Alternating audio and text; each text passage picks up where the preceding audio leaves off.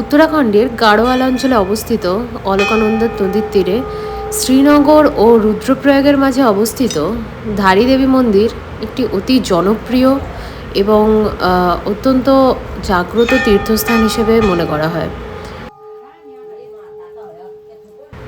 দেবী কালিকাকে উৎসর্গকৃত এই মন্দিরটি চারধাম যাত্রার অন্যতম।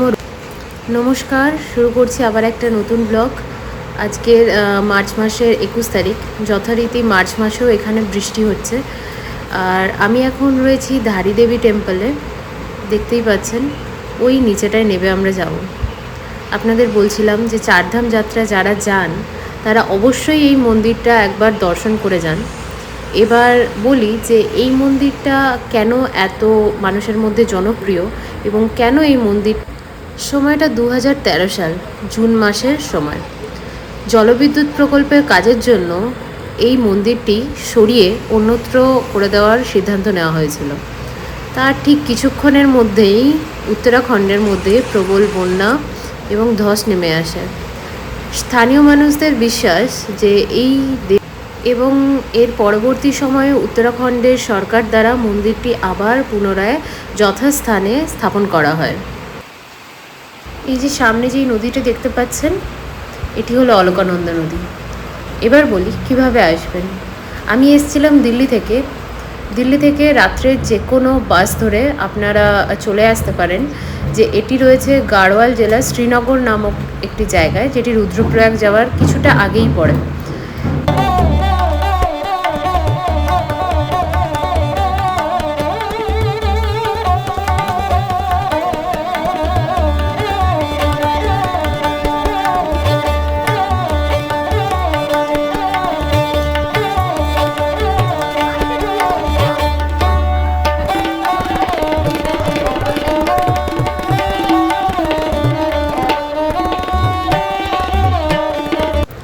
শুধু এখানেই নয়, এছাড়াও রয়েছে মন্দিরের বেশ কিছু বিশেষত্ব, যেটি হলো এই মন্দিরের যে দেবী পূজিত হন সে বিভিন্ন সময় বিভিন্ন রূপে পূজিত হন। এর মানে হলো সকালবেলা দেবী কিশোরী রূপে পুজো পান, দুপুরে তিনি যুবতী হিসেবে পুজো পান এবং সন্ধ্যের সময় তিনি বৃদ্ধা হিসেবে। এখানে সবাই আসেন, পুজো দেন। আমিও যথারীতি পুজো দেওয়ার কাজ শেষ করে একটু বাইরের দিকে দেখছিলাম। যথারীতি শুরু থেকে শেষ অবধি বৃষ্টি পড়েই যাচ্ছিল, তাই বেশি কিছু জায়গা এখানে ঘোরার মতো সুযোগ পাইনি। ভীষণ খিদে পেয়েছিল পুজো দেওয়ার পর, তাই পাহাড়ে বসে বসে ম্যাগি, যেটা খুব ফেমাস এখানে, আপনি কিছু পান না পান পাহাড়ে এলে ডেফিনেটলি প্রচুর ম্যাগির দোকান পাবেন। ইভেন এখানেও ছিল ভীষণ ম্যাগির দোকান।